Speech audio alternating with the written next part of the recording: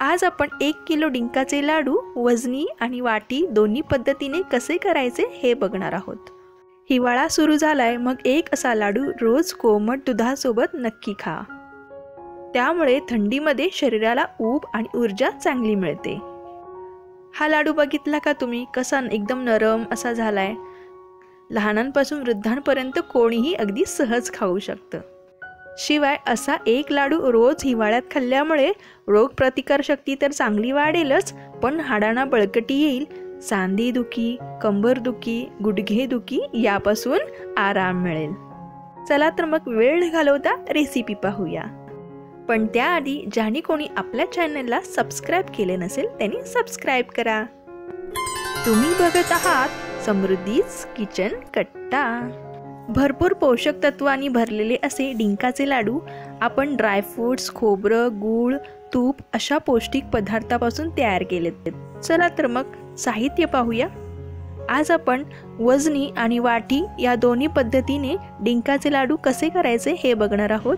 इथे मी 1 वाटी बदाम घेतलेले आहेत वजनी 100 ग्रॅम, 1 वाटी काजू घेतलेत वजनी 100 ग्रॅम, 1 वाटी खारीक घेतलेली आहे वजनी 100 ग्रॅम, 2 वाटी खोबरं किसून घेतलेलं आहे वजनी 125 ग्रॅम। आता आपण इथे घेतलेला आहे 1 वाटी भरून डिंक वजनी 100 ग्रॅम, एक मोठी वाटी भरून इथे आपण तूप घेतलेलं आहे वजनी 200 ml आहे हे। आता बघूया गूळ इथे आपण घेतलेला आहे। इथे हा गूळ आपण 3 वाटी भरून घेतलेला आहे वजनी 300 ग्रॅम आणि 2 चमचे खसखस घेतलेली आहे। असं हे आपण साहित्य घेतलेलं आहे डिंकाचे लाडू बनवण्यासाठी। आज आपण एकदम पौष्टिक असे डिंकाचे लाडू बनवत आहोत। हिवाळा चालू झाला आहे, मग हिवाळ्यामध्ये थंडीमध्ये असे लाडू खाल्ले की शरीराला चांगली ऊर्जा मिळते। चला तर मग लाडू करायला सुरुवात करूया। पण त्याआधी आपण खारीक पावडर तयार करून घेणार आहोत। त्यासाठी आपण एक कढई गरम करून घ्यायची आहे आणि कढईमध्ये सर्व खारीक टाकायची आहे आणि चांगली भाजून घ्यायची आहे। खारीक एकदा गरम झाली की आपल्याला गॅस बंद करायचा आहे आणि खारीक थंड होण्यासाठी एका प्लेटमध्ये किंवा वाटीमध्ये काढून घ्यायची आहे। ही खारीक थंड झाली की याची आपल्याला मिक्सरमध्ये पावडर करून घ्यायची आहे। आता आपण खारीक बाजूला थंड होण्यासाठी ठेवणार आहे। आता त्याच कढईत पुन्हा आपल्याला 2 मोठे चमचे भरून तूप घालायचे आहे। तूप गरम झालं की याच्यामध्ये आपल्याला डिंक तळून घ्यायचं आहे। डिंक तळण्यासाठी इथे आपण थोडं जास्त तूप घालणार आहोत, त्याच्यामध्ये डिंक चांगला तळला जाईल, जेणेकरून डिंक आतपर्यंत चांगला तळला जाईल। हाय फ्लेमवरती जर डिंक तळाल तर तो पटकन तळला जाईल बाहेरून आणि आतून कच्चा राहण्याची शक्यता असते आणि लाडू खाताना दाताखाली कचकच लागते। म्हणूनच आपल्याला लो टू मीडियम फ्लेमवरती हा डिंक थोडा थोडा करून तळून घ्यायचा आहे।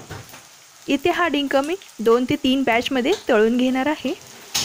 2 मिनिटानंतर तळून घेतल्यानंतर तुम्ही बघू शकता डिंक कसा फुलून आलाय।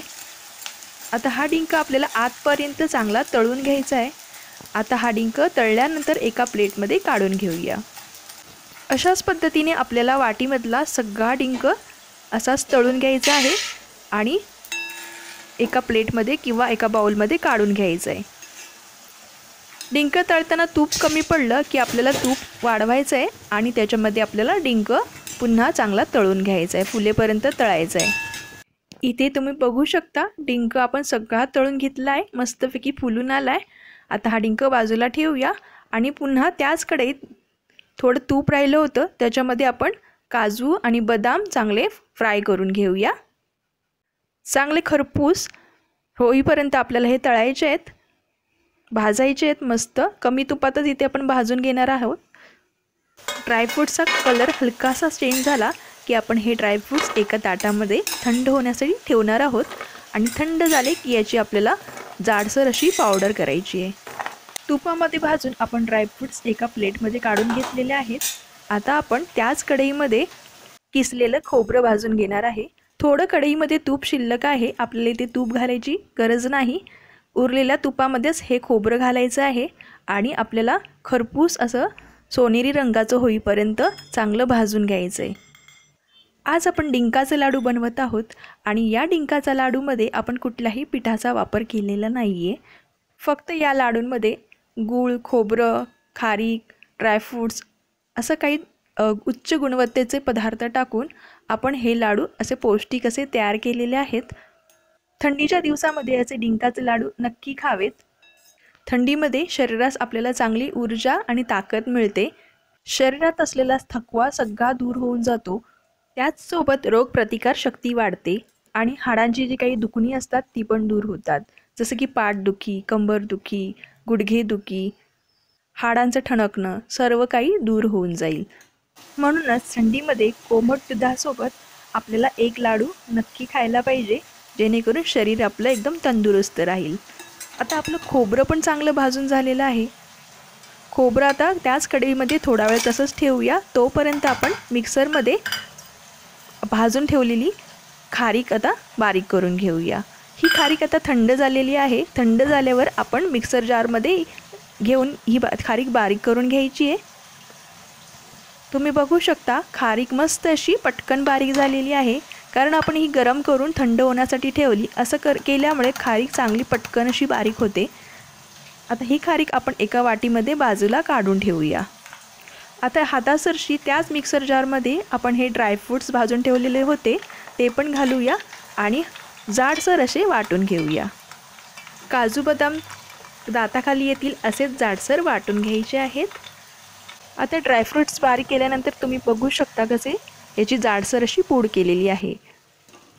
आता आपण इथे तळून घेतलेला डिंक घेणार आहोत आणि हा डिंक मिक्सरमध्ये बारीक न करता एका वाटीने किंवा ग्लासच्या साहाय्याने आपल्याला चांगला दाबून घ्यायचा आहे आणि तो बारीक करायचा आहे। तुमच्याकडे एखादी परात किंवा बाउल असेल त्याच्यामध्ये हा डिंक ठेवायचा आणि मस्त वाटीने चेपून घ्यायचा आणि त्याची बारीक पूड करून घ्यायची आहे। मिक्सरमध्ये मी इथे पूड करून घेणार नाही आहे, कारण त्याची एकदम बारीक पूड होऊन जाते, लगदा होऊन जातो। आणि असं वाटीने चेपून बारीक केलं की थोडा जाडसर असा डिंक राहतो आणि तो खायला एकदम लाडूमध्ये छान लागतो। हा डिंक आपण लो टू मीडियम फ्लेमवरती तळला आहे, त्याच्यामुळे तो आतपर्यंत चांगला तळला गेलेला आहे। तो अजिबात असा आतून कच्चा राहिलेला नाही आहे, त्याच्यामुळे तो वाटीने अगदी सहज दाबला जात आहे आणि त्याचा चुरा होत आहे। तुम्ही इथे पाहू शकता हा डिंक आपण वाटीने कसा एकदम बारीक असा करून घेतला आहे। आता हा डिंक आपण चमच्याच्या सहाय्याने एक करून घ्यायचा आहे आणि या डिंकामध्ये घालायची आहे आपण वाटून घेतलेली एक वाटी खारीक घालायची आहे, खारीक पावडर घालायची आहे। आता यामध्ये घालूया आपण वाटून घेतलेले ड्रायफ्रूट्स आपण एकदम जाडसर असे वाटून घेतलेले आहे। थोडे काजू बदामचे पीस अख्खेच्या अख्खे राहिलेले आहेत, त्याच्यामुळे लाडू खाताना ते दाताखाली आले की लाडू खायला एकदम मस्त लागतील। आता आपण याच्यामध्ये घालून घेणार आहोत 2 वाटी भाजलेलं खोबरं। हे आपण चांगलं खरपूस असं भाजून घेतलेलं आहे। आता हे खोबरं याच्यामध्ये मिक्स करायचं आहे मस्तपैकी। खोबरं भाजून झाल्यानंतर त्याच गरम कढईमध्ये आपण खसखस पण भाजून घेतलेली होती, ती खसखस पण या मिश्रणामध्ये ॲड करायची आहे आपल्याला। आता आपल्याला हे सर्व जिन्नस चांगले एक करून घ्यायचे आहेत, म्हणजे ते चांगल्या प्रकारे मिक्स होऊन जातील। आता सर्वात शेवटी या मिश्रणामध्ये आपल्याला घालायची आहे वेलचीची पूड। आपण साखरेमध्ये वेलची चांगली बारीक करून घेतली मिक्सरला आणि त्याची पूड शेवटी या मिश्रणामध्ये घालून मिक्स करून घ्यायची आहे, म्हणजे वेलचीचा जो काही फ्लेवर असतो तो चांगला टिकून राहील आणि लाडूला सुगंध देखील मस्त येईल। आता आपण हे मिश्रण बाजूला ठेवूया। आता त्याच कढईमध्ये आपल्याला उरलेल्या तुपापैकी अर्ध तूप घालून घ्यायचं आहे आणि या तुपामध्ये आपल्याला जो काही किसून ठेवलेला गूळ होता तो घालायचा आहे। तुम्ही पाहू शकता आपण घेतलेल्या तुपापैकी पाव वाटी तूप तसंच शिल्लक राहिलेलं आहे। इथे मी 300 ग्राम गूळ घेतलेला आहे, तुम्ही कमी जास्त प्रमाणात गूळ घालू शकता। आता हा गूळ या तुपामध्ये चांगला वितळून घ्यायचा आहे। आपल्याला याचा जास्त काही पाक करायचा नाही जास्त वेळ, नाहीतर लाडू कडक होतात। आता हा गूळ या तुपामध्ये चांगला वितळून घ्यायचा आहे। थोडा वितळला की याच्यामध्ये आपण ॲड करायचं आहे अर्धी वाटी पाणी। लाडू नरम व्हावे याकरता याच्यामध्ये आपण पाणी घालणार आहोत। इथे मी अर्धी वाटी पाणी घातलेलं आहे। आता हे पाणी घालून आपल्याला गूळ चांगला पातळ करून घ्यायचा आहे। हे पहा मस्तपैकी गूळ वितळलेला पण आहे आणि त्याचा चांगलासा पाक तयार झालेला आहे। आता या पाकाला एक उकळी काढून घ्यायची आहे। असा पाक करून मिश्रणामध्ये घातल्यावर लाडू वळले की ते एकदम असे नरम लागतात खायला। लाडू नरम व्हावे याकरता आपण याच्यामध्ये अर्धी वाटी पाणी घातलेलं आहे। तुम्हाला वाटत असेल असा पाक केला तर लाडू जास्त दिवस टिकणार नाहीत, पण असे लाडू 10 ते 15 दिवस सहज टिकतात आणि तुम्ही त्यांना फ्रीजमध्ये पण ठेवू शकता। या लाडूंना ते मस्तपैकी महिनाभर सहज असे टिकतात। आता या पाकाला मस्त अशी उकळी आलेली आहे। आता आपण गॅस बंद करून घेऊया। पाक रेडी झालेला आहे। आता हा पाक आपण तयार केलेल्या मिश्रणामध्ये घालायचा आहे आणि मस्त याचे लाडू वळून घ्यायचे आहेत। तयार केलेलं आपण मिश्रण घेऊया। आता या मिश्रणामध्ये तयार केलेला आपण पाक घालून घ्यायचा आहे। पाक घालायच्या आधी मध्ये असा एक खड्डा करून घ्यायचा आहे आणि याच्यामध्ये आपल्याला सगळा पाक घालून घ्यायचा आहे थोडा थोडा करून। पाक घालताना मी थोडा थोडा करून घालणार आहे, एकदम घालणार नाही आहे, जेणेकरून अंदाज घ्यायचा आहे लाडूला कितपत पाकाची गरज आहे। आता कढईतला अर्धा पाक मी या मिश्रणामध्ये घातलेला आहे।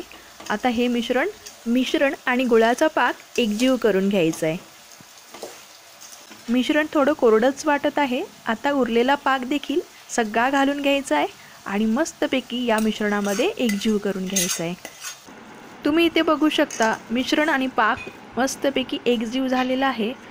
आता याचे आपण लाडू वळायला सुरुवात करायची आहेत। लाडू वळताना आपल्याला बघायचं आहे मिश्रण किती गरम आहे, नाहीतर हाताला गरम चटके लागू शकतात। थोडं हाताला सोसपेल इतपत झालं की याचे आपण लाडू वळायला सुरुवात करायचे आहेत। आता लाडू वळताना मुठीत येईल एवढं आपल्याला मिश्रण घ्यायचं आहे आणि दाबून दाबून याचे मस्त असे गोलाकार लाडू तयार करायचे आहेत। या मिश्रणाचे अगदी सहज लाडू वळले जात आहेत। तुम्ही पाहू शकता मस्त असा लाडू तयार झालेला आहे। आता हा लाडू आपण ताटामध्ये ठेवूया आणि असेच सगळे लाडू तयार करूया। हे लाडू एकदम पटकन असे वळले जातात आणि पटकन असे तयार होतात। चला तर मग ताट भरून लाडू तयार झालेले आहेत मस्तपैकी। यातला एक लाडू आपण तोडून बघूया। मस्त असा नरम झालेला आहे। लहानांपासून वृद्धांपर्यंत कोणीही अगदी सहज खाऊ शकतं। जेवढा पौष्टिक आहे तेवढा रुचकर पण आहे। मग यंदाच्या हिवाळ्यात तुम्ही पण करताय ना डिंकाचे लाडू? कुठल्याही पिठाचा वापर न करता एकदम झटपट आणि पटपट तयार केलेले डिंकाचे लाडू तुम्हाला कसे वाटले हे मला कमेंट करून नक्की सांगा आणि आवडल्यास लाईक, शेअर आणि सबस्क्राईब करायला विसरू नका। आणि अशाच नवीन नवीन रेसिपी पाहण्यासाठी समृद्धीज किचन कट्टाचे बेल बटन दाबायला विसरू नका।